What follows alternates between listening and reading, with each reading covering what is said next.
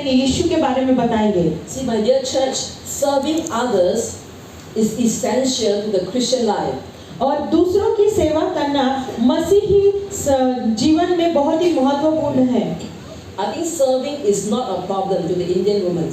और मुझे पता है कि भारत की जो महिलाएं हैं वो दूसरों की सेवा टहल करना बहुत अच्छे से जानती है। Maybe the country I come from, serving others is a problem. हो सकता है कि सिस्टर जिस देश से आती है वहाँ पर दूसरों की सेवा टहल करना थोड़ा दिक्कत वाली बात होती है। You see, in my culture, in Singapore culture, now women don't serve the husband. और अगर आप सिंगापुर में देखेंगे तो वहाँ पे जो स्त्री है, पत्नियां हैं, वो अपनी पति की सेवा टहल नहीं करती। You serve the husband, serve them, but not to the extent as if taking like you do all the job. Then is equal. I serve you, you also help, right? You also serve.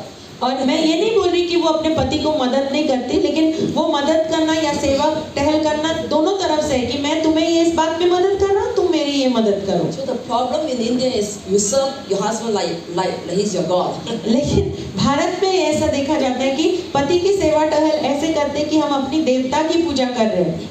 Right? So serving is culture is one area that I've learned. Okay, it's very humbling for me when I first came. Okay, I have learned. Okay. The serving culture, right? To serve the husband, to serve the family, to serve. और इसलिए एक अच्छी बात जो मैंने इस देश में आके सीखा कि एकदम नम्र होकर, चाहे वो परिवार के हो, दोस्तों का हो, पति का हो, सेवा टहल करना निस्वार्थ भाव से। So I believe you ladies, you know, have no problem understanding, right, the importance, you know, of serving others. This is one of the outward evidence of a heart that has been changed by the Spirit of God. और एक इसलिए बहन स्त्री होने के नाते आप इस बात को समझते हैं कि सेवा टहल करना क्या होता है, और आपका बाहरी प्रमाण है, आप जो उद्धार पाए हुए हैं तो ये आपका बाहरी प्रमाण है कि आपका हृदय परिवर्तन हुआ है, इसीलिए आप निस्वार्थ रूप से किसी भी की सेवा कर सकते हैं। You see, I have lived in your land for 30 years. और सिस्टर कहती है कि वो लगभग 30 वर्षों से इस भूमि पर है। Right? Some of you were not even born. और आप हमें से किसी का जन्म भी नहीं हुआ होगा। Right? Who are less than 30 years old? यहाँ पे कितने हैं जो 30 साल के नीचे हैं? आपकी आयु 30 वर्ष नहीं है। ओके, बहुत सारे। So when I came to India, you were not born yet. जब सिस्टर भारत में आई थी, आप लोग इस दुनिया में नहीं थे, तब जन्म नहीं हुआ था। Right? God had to teach me, humble me in the area to serve. I walk the street, or I go to homes, sit in their house, sit on the floor, sit in the heat, right? Walk the street. Right? I have no problem, all right, in moving chairs. Put my hands, work together. I mean, it should be, you know, must all have attitude of serving, right? You know, as Christian leaders. और एक मसीह अगुवे होने के नाते नहीं, लेकिन परमेश्वर ने मुझे सिखाया, नम्र किया कि रास्तों पर चलना, लोगों के घर पे जाना, अगर उनके घर में वैसे कुर्सी नहीं है तो जमीन पे बैठना, चेयर को हटाना, साफ करना, और ये आपके अंदर से इसलिए होना चाहिए क्योंकि आपने प्रभु को ग्रहण किया। 30 years I did many outreaches and functions and meetings.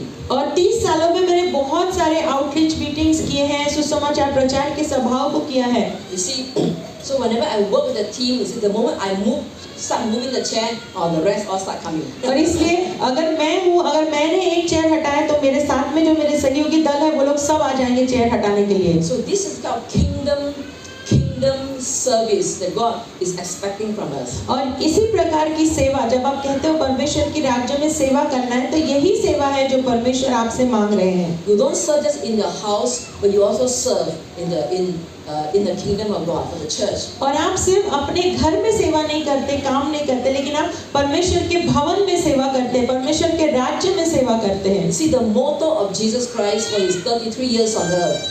और 33 साल जब यीशु मसीह इस पृथ्वी पर थे तो उनकी एक ही उद्देश्य था उनका। Whereas the Son of Man came not to be served, but to serve and give his life as a ransom for many. और वहाँ पे लिखा है कि मनुष्य का पुत्र इस दुनिया में सेवा पाने के लिए नहीं, लेकिन सेवा देने के लिए आया है, ताकि वो अपने प्राण को बहुतों को छुड़ाने के लिए मूल्य के तौर पर दे।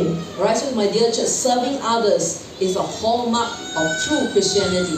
तो इसका सबसे पहला गुण, अगर आप मसीह है, सच्चे मसीह है, प्रभु को ग्रहण किया, तो सबसे पहला चिन्ह होता है कि आप दूसरों की सेवा टहल करना पसंद करते हैं। Amen? आमीन। You see, when we encounter the gospel narrative of Jesus, you see, our hearts and mind are, filled with a lot of stories of Jesus, right? Caring for people, preach the truth of God, devoted his life on earth, in loving others. और जब हम यीशु मसीह के सुसमाचारों को पढ़ते हैं और उसके कहानियों को पढ़ते हैं, तो हम देखते हैं कि यीशु मसीह का मन जो था वो कितना तरस से भरा हुआ था, लोगों के लिए करना, उनकी सेवा करना, उनकी बीमारियों को दूर करना, उनके इस बारे में सोचना। So I encourage you to read, alright, read the gospel. और इसलिए मैं चाहूंगी कि हर एक जन सुसमाचार को पढ़े and see how Jesus lived. और प्रभु यीशु मसीह किस प्रकार से अपने जीवन को व्यतीत किए।